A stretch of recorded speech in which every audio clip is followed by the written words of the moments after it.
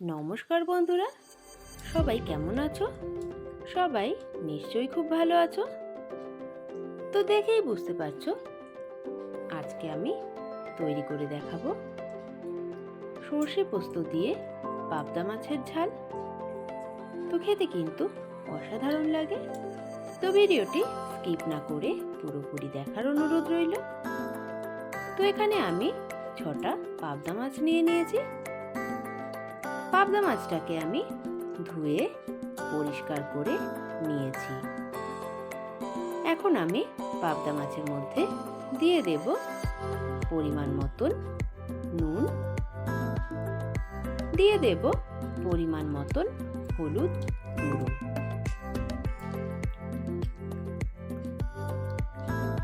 এখন আমি অ্যাড করে দেব অল্প একটু সর্ষের তেল।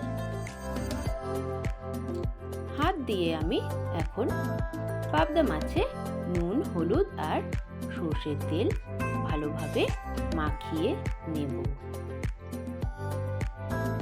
তো আমার মাছে নুন, হলুদ আর তেল মাখানো হয়ে গেছে।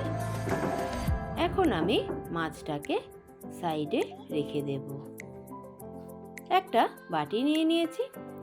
বাটির মধ্যে দিয়ে দিলাম 2 চামচ কালো সর্ষে, দিয়ে দিলাম 1 চামচ হলুদ সর্ষে।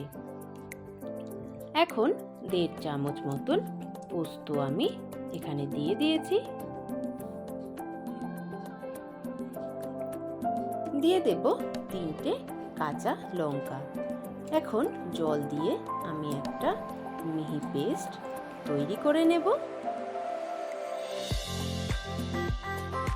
তো আমি একটু নুন কিন্তু দিয়ে দিয়েছিলাম।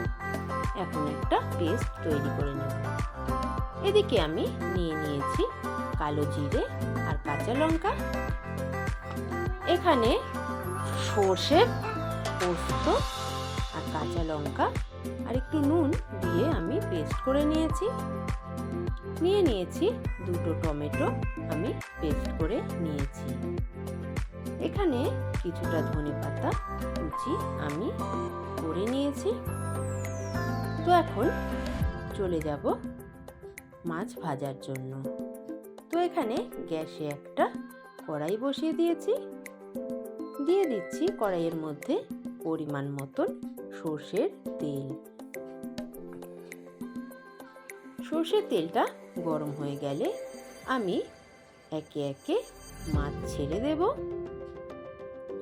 তো আমি একবারে কিন্তু সব মাছ ভাজবো না, আমি 3টে মাছ একবারে ভেজে নেব।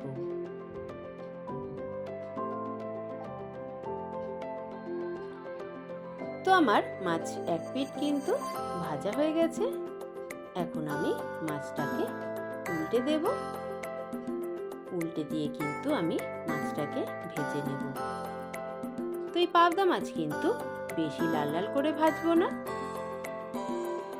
তো আমার মাছ কিন্তু ভাজা হয়ে গেছে। এখন আমি মাছটাকে তুলে নেব। বাদ বাকি যে মাছটা ছিল সেটাও কিন্তু আমি একইভাবে ভেজে নেব। তো আমার এই মাছগুলোও কিন্তু ভাজা হয়ে গেছে। আমি এই মাছগুলোকেও একটা পাত্রে তুলে নেব। এখন এই মাছ ভাজার তেলেই কিন্তু আমি দিয়ে দেব কালো জিরে ফোড়ন। কালো জিরেটা একটু ভেজে নিয়ে আমি অ্যাড করে দেব যে টমেটোটা আমি পেস্ট করে রেখেছিলাম সেই টমেটোটা।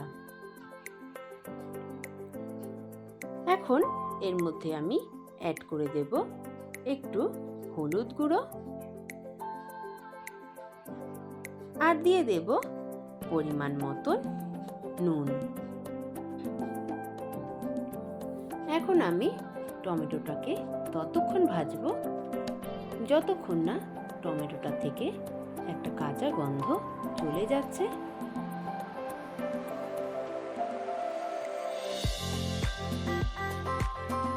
তো বন্ধুরা, আমার কিন্তু টমেটোটা ভাজা হয়ে গেছে।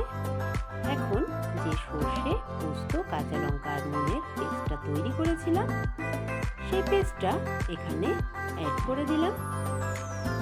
এখন একটু খুন্তি দিয়ে নেড়ে চেড়ে নেব ভালো করে। তো বন্ধুরা, বাড়িতে অবশ্যই এই রেসিপিটা ট্রাই করার অনুরোধ রইল। খেতে কিন্তু অসাধারণ লাগে। তো আমি 2 মিনিট ধরে সর্ষে পোস্ত ভালোভাবে কষিয়ে নিয়েছি। এখন অ্যাড করে দেব পরিমাণ মতো জল।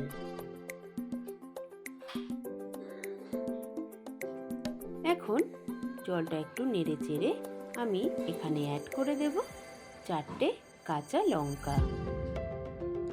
এখন ঝোলটাকে আমি ফুটতে দেব। তো ঝোলটা আমার ফুটে উঠেছে।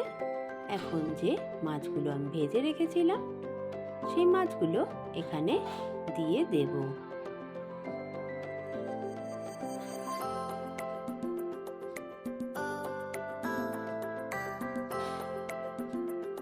তো বন্ধুরা, আমার কিন্তু মাছটাকে আমি 10 মিনিট ধরে রান্না করে নিয়েছি। মাছটা আমার সেদ্ধও হয়ে গেছে।